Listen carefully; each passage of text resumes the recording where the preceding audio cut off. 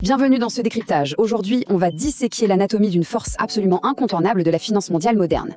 Le but de cette analyse, c'est de comprendre, étape par étape, comment fonctionne exactement ce titan économique qui opère si souvent dans l'ombre. Le point de départ, on le trouve sur le New York Stock Exchange sous 3 lettres, BLK. Avec une action qui tourne autour des 750 $, cette simple cotation boursière cache en réalité une solidité financière qui capte inévitablement l'attention du monde entier. Mais là où ça devient vraiment vertigineux, c'est quand on regarde ce chiffre. Plus de 10 000 milliards de dollars. C'est le total des actifs sous gestion recensés en 2023. Pour donner une idée de l'échelle, un montant pareil, ça rivalise carrément avec le PIB de plusieurs grandes nations combinées. Ça place l'entité dans une catégorie absolument sans rival. Première partie, un géant de la finance.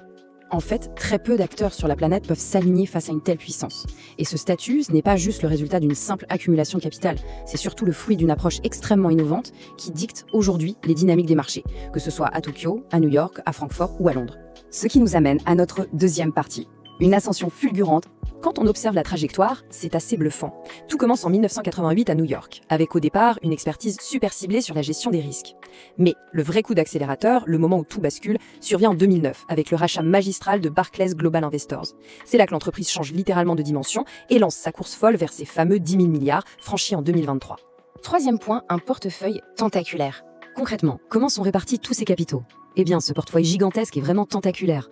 On y retrouve d'immenses blocs d'actions d'entreprises mondiales, une quantité astronomique d'obligations, de l'immobilier et toute une panoplie de produits alternatifs. Cette diversification poussée à l'extrême s'agit comme un amortisseur ultime face aux chocs économiques globaux. Le vrai fer de lance de toute cette stratégie d'expansion, c'est la filiale iShares.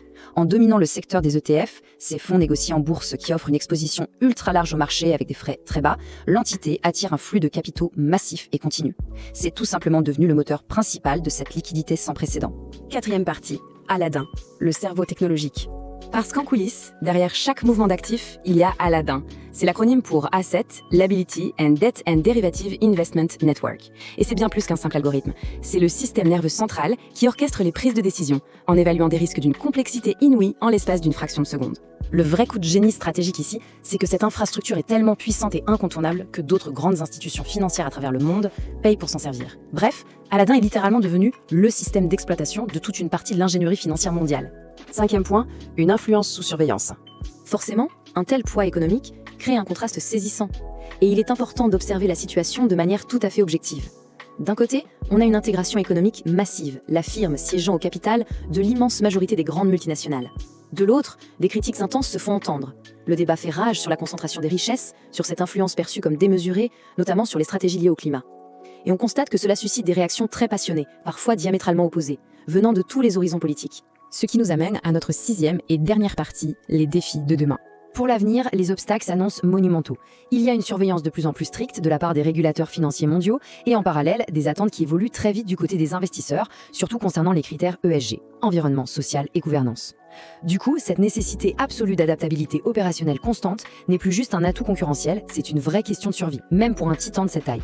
Et alors que le paysage financier continue de muter à un rythme effréné, on peut conclure ce décryptage sur cette question fondamentale qui reste en suspens.